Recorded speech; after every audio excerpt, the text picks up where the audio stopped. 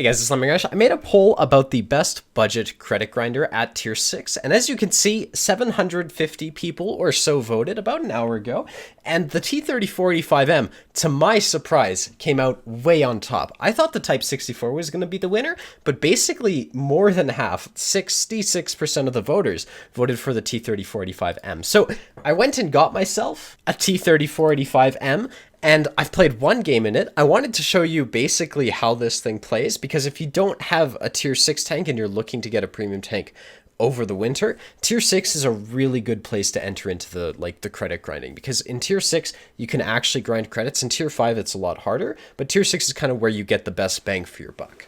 About this tank, I know nothing about it, and I figured it'd be a really great opportunity to kind of show you some live gameplay in my first couple games. I've played one game in it. That was fucking 1845 damage for my first game, but that's all I have experience-wise in this vehicle, and should give you an idea of how this thing will perform for first-time users. So, for this game, we're on the map Runeberg. Now, last game I played, it was Abbey, and there were 3 arty, and so in this case, it's 3 arty immediately. Now, I don't know a lot about tier 6, but I know that the M44 is fucking broken. And, well, my instinct often in the city in a flanking type of vehicle is to kind of play G1, especially when there's, like, the way I see it is 3 arty, go to the city, G1, right? That's my thought process. The problem is the M44 is in this game. So there's nothing I can do about it. Luckily, this map is actually decently designed for tier 6 games, and I can go up to F9 and get reasonably arty safe. So that's exactly where we're going to go. Once we get there, we'll see how this thing does. So as far as mobility goes, this is the most important thing to start beginning of the game. You want to have a very mobile tank. One thing I've noticed about 3045M, it's actually surprisingly slow. When you compare it to other tier 6 mediums, it's like the Cromwell will just outpace you totally, and the Cromwell's been power creeped to hell. Every single light tank that has the Cromwell's firepower absolutely wrecks it, and so for us to kind of, you know, even the VK 3001D is outpacing us. So this is a very slow Russian medium in my opinion. What's going to happen is we're going to get up to these buildings a bit late, and I'm not going to be able to get the early shots that I would normally try to get if I was rushing into a position in a medium tank, simply because this VK might actually shoot me on the move while I'm rushing into position. So what I have to do is I have to be kind of on the defensive. I'm going to watch this angle, because that's where I'd be if I was the VK. I get spotted. I'm just taking a blind shot in case that's the VK who was there. And now I got here safely, so that was actually really lucky. Now in this case, well, there's a T21 over here, Type 64 to my side. I'm fighting against a VK 3001D. If I was that VK, what I'd be doing is I'd be camping this angle. Now, if you look at where our team is, no one's spotting that. In fact, where our team is going is we're going to spot people on the 0 line. So I'm going to play to that. I want to help these guys out. We'll see what we can do over here. AMD has spotted no one. Maybe we can poke on this angle. And if I was that VK, I'd kind of be here. So I'm camping the VK a lot because he's someone I can shoot at safely. As a medium tank driver, I don't want to take any undue risks. So VK's looking away. Cromwell's not making a play. This is where I might be able to sneak up and kind of flank the Cromwell. Some people would use HE here. I'm not going to. It's not worth the risk. Now, here you have to watch their TDs and make sure they don't have a lot of them. They have 1. So if I get hit by a TD, it's like a Jagdpanzer. It's not the end of the world for me. And before I get ammo racked by a Jagdpanzer. Alright, and as we're pushing in, I'm going to get clicked, and they're going to start doing very well here. So I'm going to put a shot towards 34, and I need to focus on leaving because my whole team just died. Now, one thing to notice is how slowly this thing turns. If you're in any other Russian medium, you're going to turn very quickly, and now I'm in a situation where I'm spotting for multiple enemies.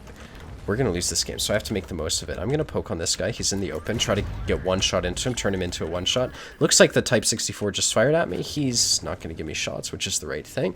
From here, I think, well, I have a couple options. I can try to get spotting damage and, like, have this Hellcat support me. Now, I think that's the high-risk option. The thing is, on this map, it's 0-7. On this map, we might actually do okay with this type of strategy because this Hellcat has ideal shots. Now, that's the VK behind me, and he's in a solid position in a solid tank.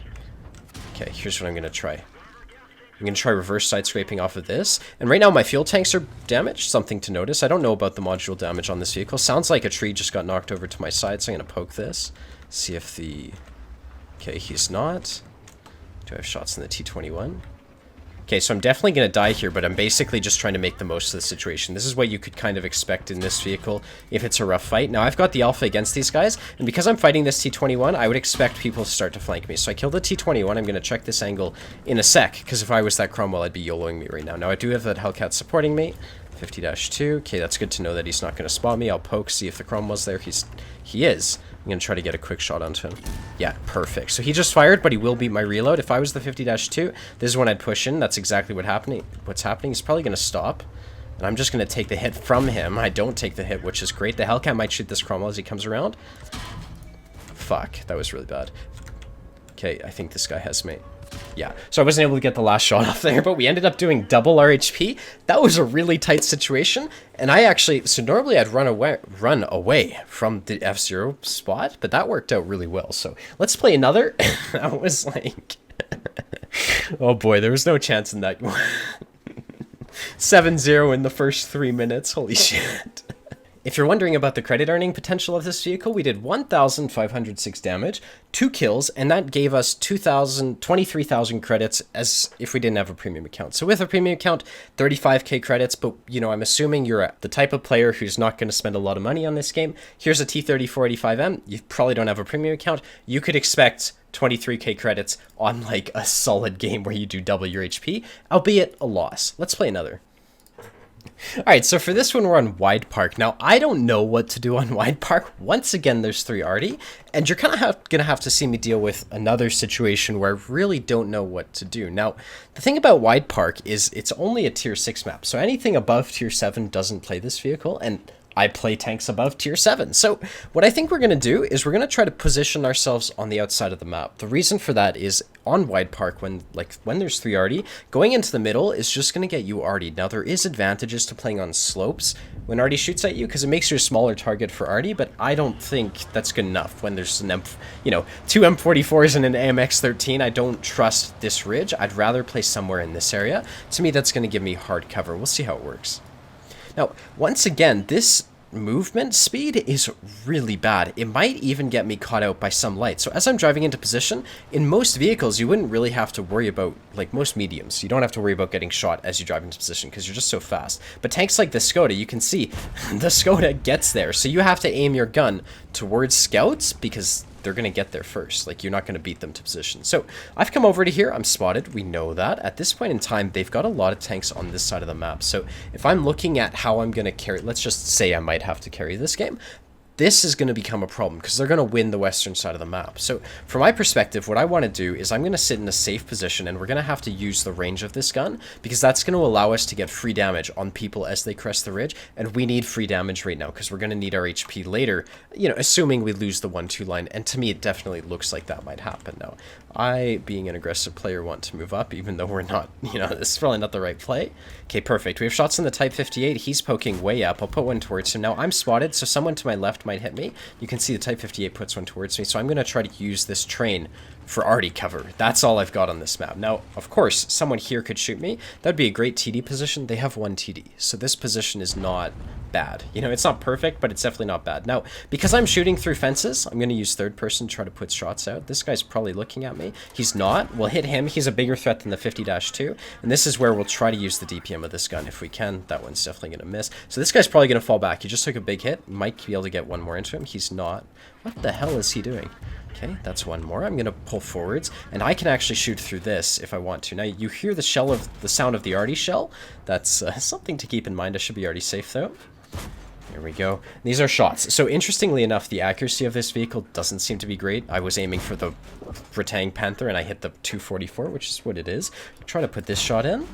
And these aren't going to hit consistently. So I don't know what the accuracy on this gun is. I didn't check the stat, but just looking at this, this is like the probability that I'll hit these guys is really low. One thing to know if you're trying to force this thing into a sniping roll. Let's see if this one goes in. So right now I don't have the pen to hit the object, to pen the object 244, which is actually kind of annoying. I thought that was a tier 7 tank, interestingly enough. It's a tier 6, but we should be able to hit the Ratang Panther if our shots go in. And this is actually getting really frustrating. We only have so many shells on this vehicle, and if I'm going to keep missing them like I am, it's not really going to go very far. Okay, so the strat I'm thinking so far is kind of getting up to here because they don't have anyone in this area. That's going to give me a major opportunity to get behind their team. And once you start getting into these buildings on this map, it looks like you're going to be very arty safe. And so that's the rough plan. The risk here is that I'm being too aggressive and that I'll get YOLO'd by them the second I... What the you can't drive over that? Jesus. I want to play these buildings, shoot these guys, and I don't want to be too aggressive, basically. So we're going to come to here. T21 is here. Interestingly, he didn't get lit.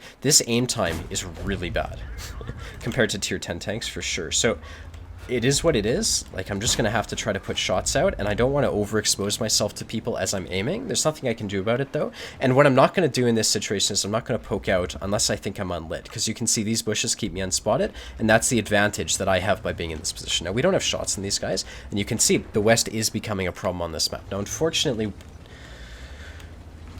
how could I win this? Capping out is an option. Yeah. So capping out right now would give me the most credits, but I don't think if we managed to win by capping out, it would give me the most credits, but I don't think that's the right play. I think that would just result in me dying. Because the cap's in the middle of an open field. So what I'm going to do is we're going to push in, and this is where we're going to go Artie hunting, because getting rid of Artie is going to make this game a lot easier, and I just got lit. So we don't know who spotted me. Our view range isn't really good enough to deal with that. I doubt optics would help with that. There's probably people in bushes, basically. Now we're going to push into this WZ. So P43 is on the left. WZ's taking the hits. I'm looking at the map to make sure there's no one to my side. And why is this guy looking at me? Okay, he's probably going to kill the tank to my left. He does. Now I have to put 2 shots into him, I think, before he reloads. Okay, oh, that one went in. That's perfect. Okay, so from here, I'm not going to engage anyone to my left because Artie's going to be camping me, and I'm going to drive into this ridge to try to get Artie safe. Like, I'm putting a wall in between myself and Artie if I did get clicked at. There's no one to shoot at from here, and so now I'm going to start pushing in. I got spotted. So who spotted me? Probably someone on the ridge. There's a P43. This guy's stock. Okay. Or he's just not paying attention. I'm going to track him, because if he comes back into the game, I don't want him to I don't want him to run away. I need to get rid of this guy's tank. At this point in time, I'm not worried that they're on cap. I want them to start to rush towards me. Oh, fuck. I thought... Okay, we lost the loader and the radio mount. See, and this guy's come back, so I wanted to kill him while I had the chance with those credits. That's the T21. So this T21's... Oh shit, look at that snapshot. That's really interesting.